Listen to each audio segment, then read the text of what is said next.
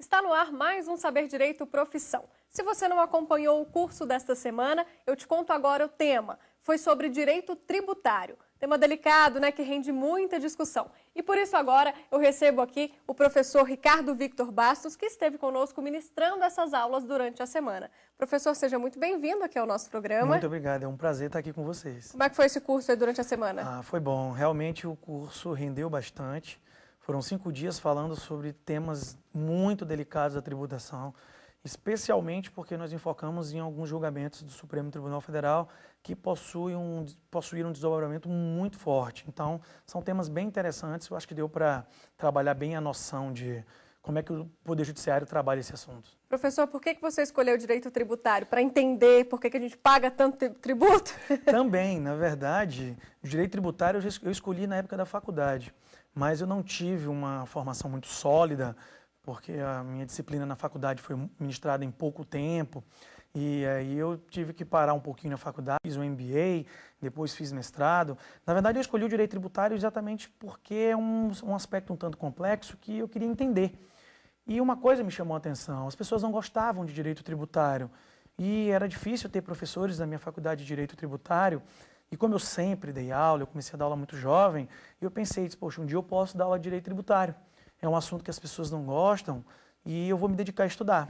De fato, é um assunto muito árduo, mas nada que algumas horas de leitura não te ajude. E foi essa a necessidade que eu tive, de entender essa disciplina, saber como é que ela funciona e buscar e compreendê-la.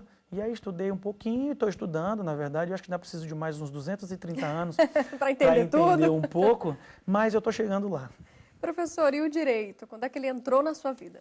Na verdade, o direito entrou na minha vida muito cedo. Eu escolhi fazer direito, eu tinha 12 anos de idade, porque eu sempre gostei de estar à frente das turmas de escola, eu sempre gostei de discussões, debates, eu sempre gostei de defender ideias.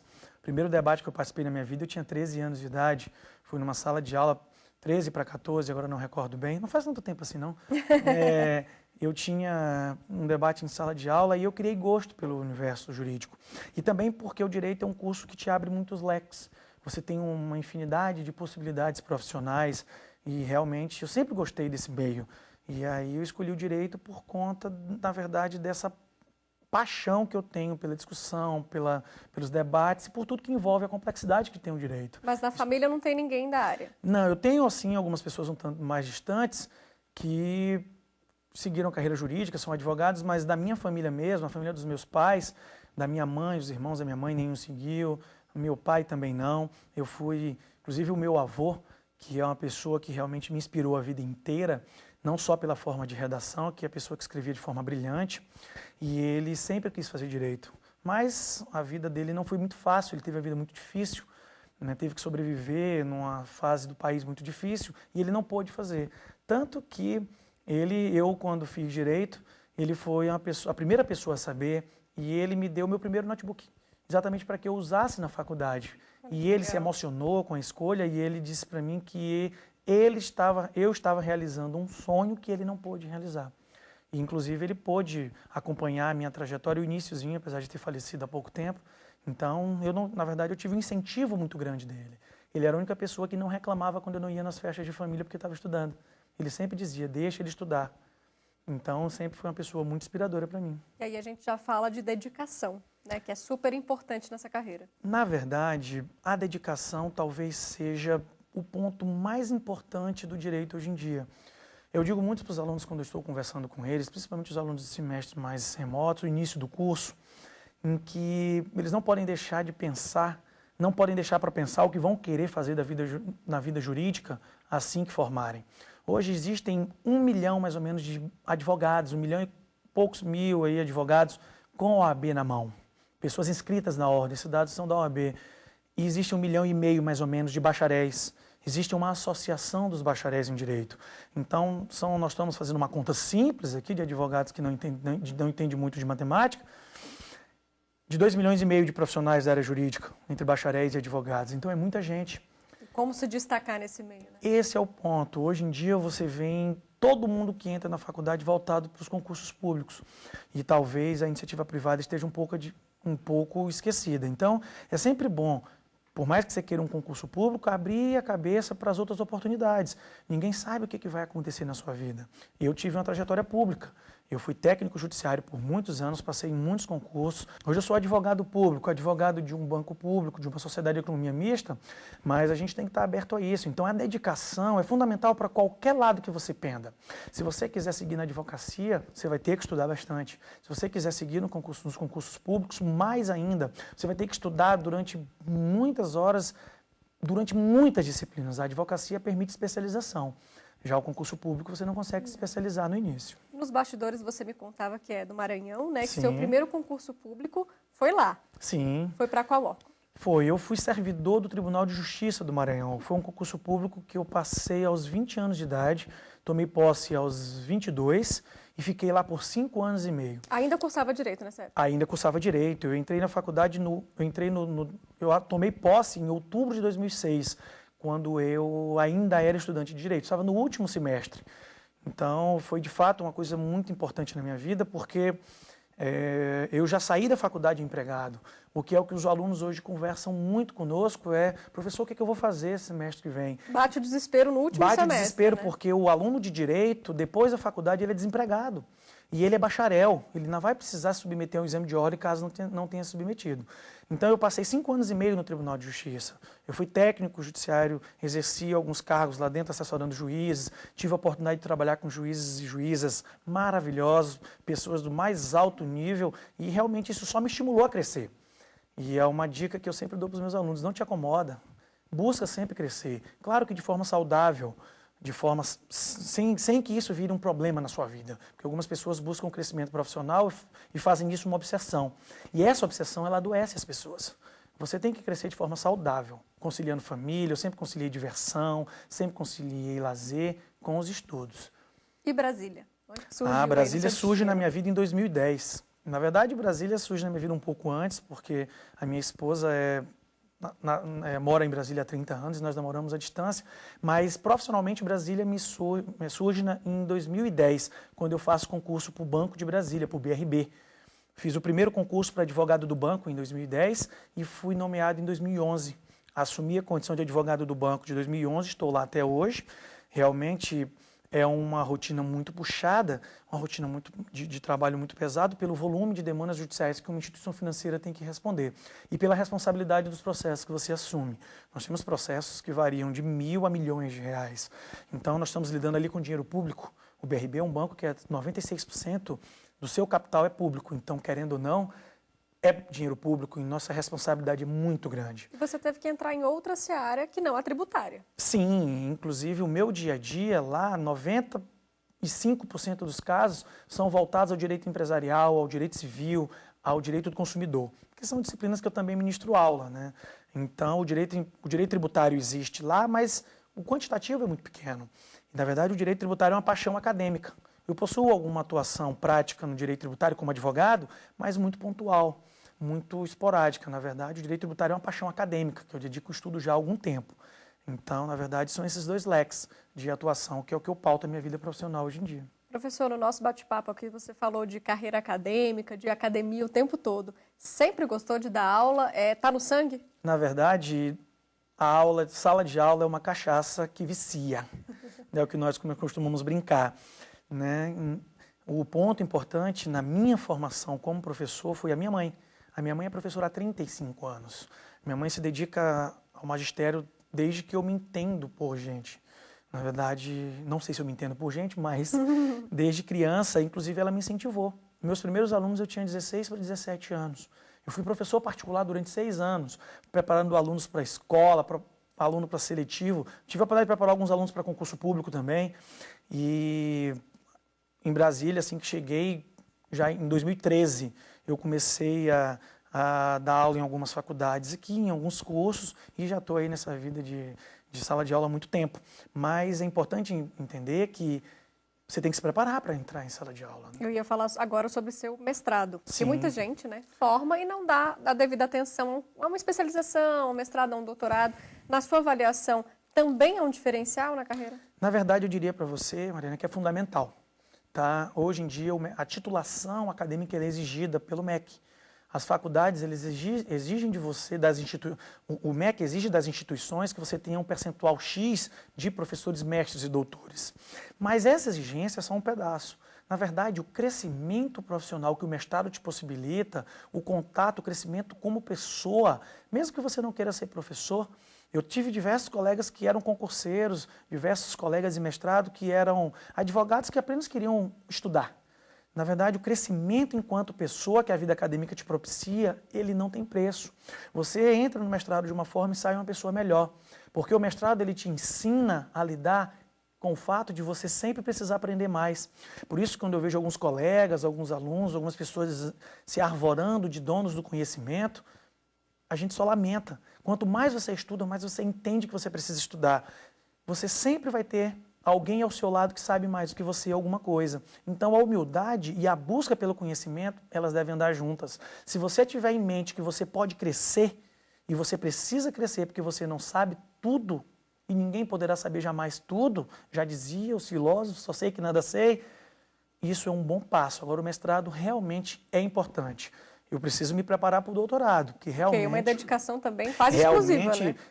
Isso não é tudo na vida da gente, né? Eu tenho família, eu tenho uma paixão na minha vida que é o meu filho. E é quem realmente... É para quem eu dedico hoje parte do meu tempo livre. E realmente deixei algumas oportunidades profissionais para ficar com ele. Então, esse equilíbrio é importante. Né? Não dá para você dizer que vai fazer tudo na vida. Ninguém está pronto para isso. Ninguém está pronto para ser pai, ninguém está no momento ideal para fazer o mestrado. E no nosso país é muito difícil estudar. É muito caro. As universidades públicas ofertam muito pouco. Então, você tem que se dedicar muito e realmente é uma satisfação muito grande. Professor, vamos falar então de mercado de trabalho no próximo bloco? Vamos sim. A gente faz uma pausa, vamos para um rápido intervalo. Já já estamos de volta.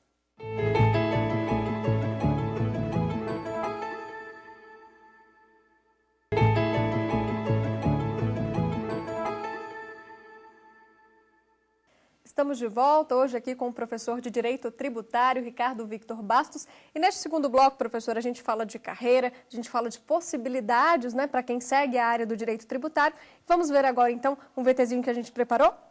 Sim. Carreira em Direito Tributário. A área é uma das mais dinâmicas e valorizadas do direito. O advogado tributarista tem a atribuição para as empresas de tentar reduzir a conta que o governo quer cobrar. Do lado do governo, o tributarista pode atuar para aumentar a arrecadação. O candidato à especialização nessa área deve, naturalmente, ser graduado em Direito e aprovado na OAB. As oportunidades se estendem do serviço público, com necessidade de aprovação em concurso, a escritórios de advocacia. A média salarial inicial é uma das melhores no direito, está em torno de R$ 4.700. Professor, a gente já tinha adiantado no bloco anterior que o direito tributário é difícil, pouca gente quer seguir essa carreira. Talvez seja por isso que tem mais oportunidades, até na área privada, para esse ramo? Sim, a complexidade do sistema tributário é um dos fatores que contribui para isso. Nós costumamos dizer que entender a legislação tributária na sua totalidade é impossível. Você tem 5.000 municípios, você tem os estados, você tem o DF, você tem a União, todo mundo legislando. Todo mundo legisla sobre direito tributário, faz normas dos diversos níveis sobre tributação. Então, um dos fatores é esse, a complexidade da legislação tributária, que realmente isso vai gerando com que você se especialize. Então, muita gente se afasta do direito tributário porque acha que não vai conseguir entender tudo, mas de fato ninguém consegue entender. Nenhum ser humano consegue abstrair toda a legislação tributária no Brasil. Há pouco tempo surgiu a conversa que se rendesse um livro, a legislação tributária teria mais de 1,5 metro, de quase 2 metros de altura. Então, a legislação tributária ela é muito ampla. Na verdade, o que vai acontecendo na carreira é você se especializando. Um segundo ponto, realmente, é que você precisa entender um pouco de alguns conceitos contábeis, você precisa entender um pouco de economia, são aspectos que estão relacionados à tributação de um modo geral. O problema é que a tributação no Brasil é vista de um modo muito ruim. As pessoas associam a tributação com algo negativo, o que não pode ser assim. Na verdade, pagar tributos não tem que ser visto como algo somente ruim. É claro que ninguém gosta. As pessoas, quando a questão impacta no bolso, sempre desconfortam. E quando não tem o retorno também, Esse é o ponto, isso que a gente precisa entender. O grande ponto é que existem países no mundo que a carga tributária é maior que a nossa. A A gente fala que a nossa é mal do mundo, não é. O grande problema é que a nossa sociedade ela sente uma carência de retorno. Se você fizer uma pesquisa com os alunos, eles vão dizer que essa sensação de falta de contraprestação estatal é o que torna a tributação algo desagradável. E para a gente exemplificar aqui, a gente está falando do IPVA que a gente paga das rodovias, que a gente não tem da forma que gostaria, não é isso? Isso, a gente precisa também fazer uma separação nessa questão, porque realmente a gente associa IPVA e IPTU com melhorias urbanas, com melhorias de estradas, mas não existe essa obrigação legal. Os impostos são tributos livres. Eu arrecado, eu uso esses impostos em diversas áreas. Não necessariamente o gestor tem que usar naquela situação de rodovias e de melhorias urbanas propriamente ditas relacionadas ao IPTU e ao IPVA. Tá? Mas realmente, as estradas, a saúde, a educação no nosso país é muito cara. Tudo que é básico, falta. Esse é o ponto, essa sensação de falta é que torna a tributação desagradável. Mas eu acredito que nós estamos encaminhando para dias melhores. Que bom.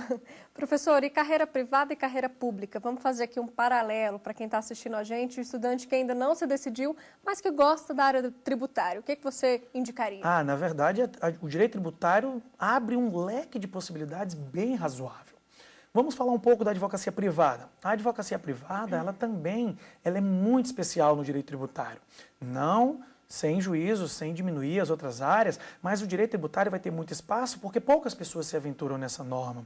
As pessoas dizem, mas um advogado tributarista é muito complicado, ele tem que ser contador. Não necessariamente, você tem que entender de conceitos contábeis. Mas realmente a advocacia privada, em Brasília nós temos referências do direito tributário do país. Aqui em Brasília, nós temos dentro da própria Ordem dos Advogados do Brasil a Comissão de Direito Tributário, que pode ser o início do advogado tributarista, que ele vá lá, participe da OAB, o advogado que está iniciando a advocacia tributária, porque lá se debate diversos temas. A presidência das comissões da OAB hoje ela é muito voltada com o desenvolvimento acadêmico. Então, é muito importante com que o advogado, o jovem advogado, tenha esse contato com a sua casa, com a sua classe, para que ele veja os exemplos e siga, e ali ele consegue alguma coisa, ele aprende com os advogados que já estão há mais tempo.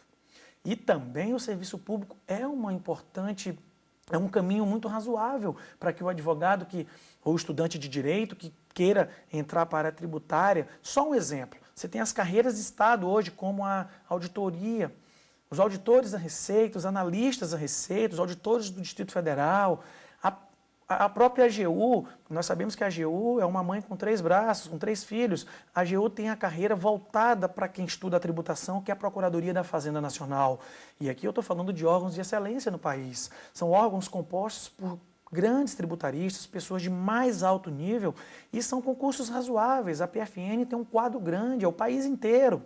Então, é uma possibilidade, sim, claro que você vai ter que estudar muito a área tributária, porque são concursos que exigem um conhecimento considerável na área de tributação. Você ainda almeja um órgão desses, professor? Não, eu acredito que hoje em dia, claro que nós nunca podemos dizer não, né? Mas hoje em dia, minha vida profissional dentro da docência, ela está bem encaminhada, eu me encontro realmente, sempre me encontrei como professor. Mas são carreiras maravilhosas. De repente, daqui a um tempo, quem sabe, assim que concluir a minha carreira como doutor, que é o meu próximo passo, quem sabe, de repente, trilhar aí uma carreira na área fiscal. Mas, por enquanto, eu estou do lado do contribuinte e vou seguir assim. Vamos falar um pouquinho da Escola Superior de Advocacia? Vamos sim. Como é que ela surgiu na sua vida? Na verdade, a ESA, é importante que os alunos de Direito conheçam a ESA. A Escola Superior de Advocacia ela tem um leque enorme de cursos que servem tanto para o jovem advogado quanto para profissionais que já estão estabelecidos no mercado. Os nossos alunos da ESA, eles são dos mais diversos níveis. E isso torna a ESA especial. Por quê? Na verdade, é a própria OAB fomentando a classe, atualizando o advogado, especializando o estudante de direito, porque os cursos são pontuais. E os cursos na ESA, eles voltam para a área prática, eles são destinados à prática e à teoria. Então, o estudante está lá, ele está tendo contato com aspectos práticos, mas também está tendo contato com aspectos teóricos. E nós temos professores do mais alto nível na ESA. A minha vida na ESA começou em 2014 para 2015 mais especificamente. E eu comecei o contato com os professores da ESA, eu fui aluno da ESA aqui no DF, tive grandes professores que realmente inspiram você, mantêm a inspiração com você. E em 2016 eu entro em sala na ESA, na minha primeira turma. Então, realmente é uma carreira muito legal. E vale a pena porque você está lá voltado para o exercício da advocacia. Você está tendo contato com professores dos mais diversos níveis, professores já com muito nome no mercado, professores já com muito nome na academia, com professores que não têm tanta experiência profissional em termos de idade, mas têm muita bagagem para compartilhar. Então, a ESA, na verdade, é um grande braço de apoio ao advogado e ao estudante de direito. E esse retorno de sala de aula de quem está ali porque quer aprender também é diferente do professor. Sim, isso é muito interessante. As turmas ESA são pequenas. Você está dando aula para 10 alunos, 15 alunos em média. Claro que alguns cursos a turma aumenta muito, mas o quantitativo realmente pelo menos das minhas turmas, é pequeno. E aí você faz a verdadeira mesa redonda, bate-papo, como nós temos tendo aqui com os alunos. Claro que o aluno que está lá, ele vai te perguntar, ele vai te questionar, ele vai te indagar. E isso torna a aula muito dinâmica, isso é muito agradável. Professor, agora a gente faz uma pequena pausa, porque a gente fez uma enquete no canal da TV Justiça, no canal do Twitter, na TV Justiça, falando sobre o nosso programa, o nosso bate-papo, e a gente perguntou o que as pessoas queriam saber, né, de você. A gente perguntou sobre carreira, dia a dia do profissional, desafios da profissão e dicas para iniciantes. Vamos ver então o resultado agora? Mostra aí na tela. Como a gente viu, então, teve um empate aí, né? Desafios da profissão com dicas para iniciantes bem próximo. Vamos começar, então, pelos desafios da profissão. Quais são? Na verdade, você tem muitos desafios. Hoje em dia, seja qual for a carreira que você escolher, se você buscar o desenvolvimento profissional além do trivial, além do que as pessoas fazem normalmente, quem busca crescimento tem que pensar além. Não tem jeito, não dá para você se acomodar, seja qual for a sua posição hoje em dia. O mercado é muito concorrido, você tem muitos profissionais competentes, você tem muitos jovens advogados chegando no mercado com muita bagagem, com experiência internacional. Tá? Então, os desafios da carreira, na verdade, é a atualização. E uma grande dica que eu dou, estudar em outros idiomas. Estudar inglês, estudar espanhol, que são as línguas mais comuns, que nós conseguimos ler com mais facilidade. Mas eu tenho alunos que leem alemão. Onde os grandes pensadores estão? Nós estudamos os pensadores alemãos do Brasil traduzidos. Poucas pessoas conseguem ler em outros idiomas. Então, é aperfeiçoar o seu inglês, porque você aperfeiçoando o seu inglês, você tem um leque. Se puder estudar fora do Brasil é muito importante.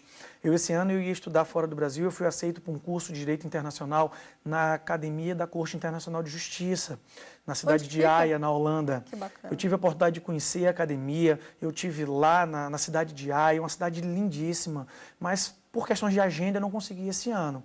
Mas ano que vem eu vou e eu quero levar a família para ficar comigo, que são 60 dias fora, eu quero ficar esse tempo lá, exatamente para aperfeiçoar o idioma, que o meu inglês ele é um inglês bem simples, bem nível razoável, eu consigo me comunicar bem, mas o inglês acadêmico é importante. Então, os desafios é se manter atualizado.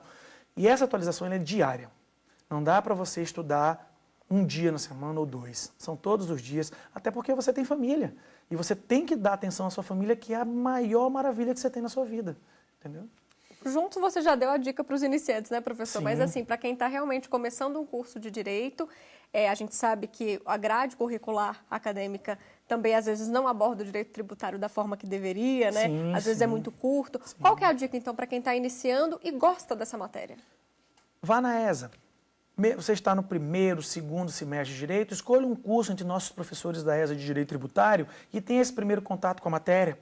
Nós temos professores fantásticos na ESA. A ESA tem um quadro riquíssimo de professores que estão lá há muito tempo. Eu sou novinho lá, eu estou há pouco tempo, mas estou aprendendo com os colegas lá, mas alguns professores da ESA, nós estamos lá empenhados em exatamente motivar o aluno nessa área, mostrar, desmistificar o direito tributário. Então a ESA pode ser um primeiro passo. Vá lá, escolha um curso, tenha esse primeiro contato com a matéria, com o professor. O bom da Escola Superior de Advocacia é que você consegue conversar com o professor. O professor está do seu lado e nós paramos em diversos momentos da aula para conversar com os alunos sobre a dificuldade da carreira do dia a dia, seja a carreira de docente, seja a carreira de advogado na área tributária, de advogado de um modo geral. Muitos perguntam como é que é a carreira de advogado público, como é que é o dia a dia de uma sociedade de economia mista. Então, essa troca de informações é legal. Eu acho que a Escola Superior de Advocacia é um bom começo. Você citou motivação, professor, e a gente sabe que hoje em dia, com a tecnologia, com tudo que tem ao redor, muitos alunos se dispersam também durante a aula, né? Você tem um segredo? Na verdade, eu acho que manter o foco é o grande desafio da gente hoje. Nós temos o que a neurociência diz, e a gente precisa ler um pouquinho de neurociência, de neurolinguística, a gente precisa entender como é que esse conhecimento é criado na mente da gente. Nós temos muitos estímulos negativos para a gente. O celular talvez seja o grande vilão. Né? A facilidade de comunicação ela nos tira muitas vezes do foco. O que eu sugiro aos alunos é: tenha bem claro na sua mente onde você quer chegar. Nem todas as pessoas precisam buscar dinheiro ou buscar satisfação. Na verdade, você tem que buscar felicidade na sua vida. A felicidade ela é primordial. Para quem tem a felicidade e o crescimento profissional juntos, ótimo, né? O que é muito importante, isso ajuda. Então, manter o foco hoje, na verdade, é saber onde você quer chegar e saber que tudo que você escolher na sua vida, que for lícito, que for correto nesse país, vai exigir de você muita dedicação e muito trabalho. Mas o retorno vem. Acredita que ele vem. E é só não desistir com os estímulos e com a perda do foco. Bom, com esse recado, então, importantíssimo, a gente encerra nosso programa. Professor, muito obrigada pelo bate-papo aqui com a gente. Muito obrigado, é um prazer estar sempre aqui. Eu estou à disposição dos alunos, de quem quiser tirar dúvidas, contem comigo. A gente fica por aqui, então, mas você pode continuar com a gente na internet. Acesse tvjustiça.jus.br e não deixe de rever as aulas no nosso canal do YouTube, é TV Justiça Oficial. Obrigada pela sua companhia e até semana que vem. Tchau!